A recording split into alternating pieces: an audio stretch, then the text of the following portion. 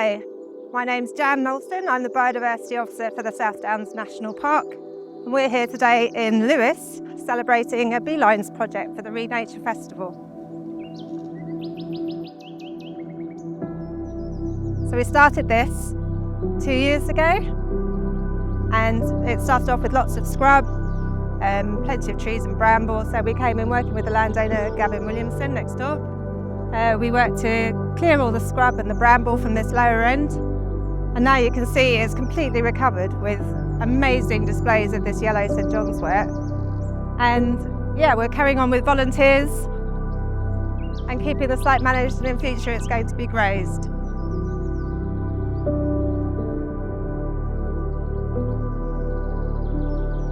So here we've got perforate St John's wort. St John's wort's actually a medicinal plant used for depression, so that's quite interesting. You can tell it's perforate St John wort because it's got little tiny clear cells in the leaves, so when you look through it they're completely transparent. Here we've got a really lovely little pyramidal orchid. There's actually loads and loads of these on the site. If you come on site and look around at this time of year, there's over 50, I think. Got lots of marjoram going through, and lesser calamint, which is really minty if you break the leaves and smell them. Got a wild rose here.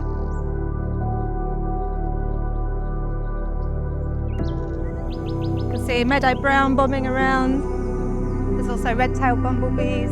It's absolutely alive with bees and butterflies. It's fabulous.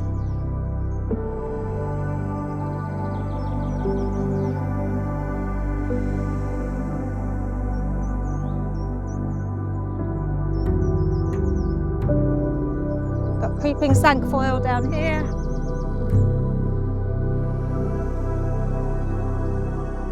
Lots of the calamint again. And again, the bramble just starting to pop through. So it's been a year since we did any work on here, so the bramble is starting to come back, and that's key for the grazing. Got a few thistles coming through. Obviously you don't want those in your garden, but out here, just the odd thistle is fine. Great for pollinators, the hoverflies, the butterflies, the bees all think it's fantastic. They're not as fussy as the gardeners. Got young teasel coming up here. Again, these are great for wildlife, great for the pollinators when they're flowering, and then once it goes to seed, the goldfinches come in and take all the seeds off. So it's a multifunctional. Got creeping cinquefoil coming through under here. There is, in places, there's bird's foot trefoil.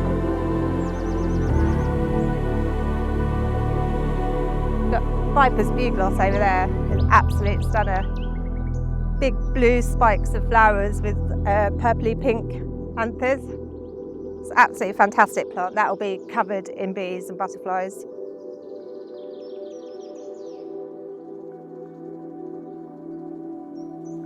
Got a bit of ragwort coming through in places as well, which again, bit of a bad reputation, ragwort, but for pollinators and a site where you haven't got horses, absolutely fine. Cinnabar moth, it's its food plant, so it's completely reliant on that, and we've seen a decline in cinnabars reacting to the fact that everyone keeps pulling up the ragwort. Got a little field forget-me-not.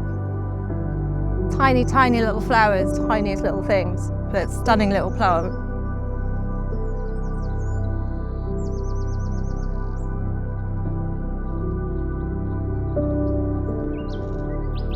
But all in all, it's looking pretty good, considering 2 years ago this was covered in brambles with just the marjoram popping through. Now it looks absolutely amazing.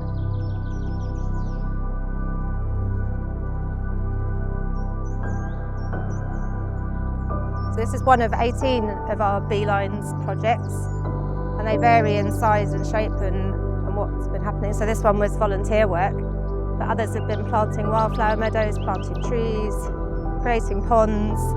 They really vary, and if you're looking to do something yourself, planting plants like this, these native ones here in your garden, is amazing.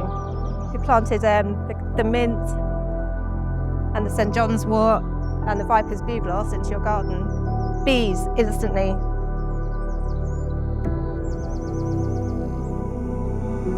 Hi there, my name is Gavin Williams. I'm the owner of Hanover Displays, and we just happened to have this wonderful field, and it was a bit scrubby with bramble and young sycamore.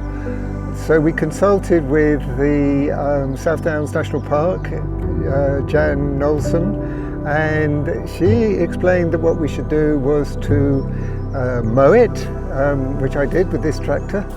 And she provided volunteers who helped clear the scrub, chop down the sycamores, and we now have a wonderful wildflower meadow. And we're extremely pleased with this, extremely pleased with the support that South Downs National Park gave us.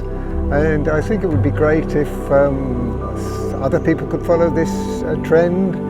And in particular, we want to try and join up areas like this so that wildlife can move around more freely, and we can get more areas of the country back to the state in which they should be. So this site's really important. The location is fantastic because we've got Mount Caburn, which is a National Nature Reserve there. We've got Southerham Nature Reserve belonging to the Wildlife Trust, whose office are just there. We've got Lewes Golf Club up the top, which is another project we're doing through Call for Nature sites. And then you've got the A27 behind us, which you wouldn't know from looking, but you can just hear the traffic over the top. But it's connecting all those sites together and having that buffer zone right on the edge of town that's super important.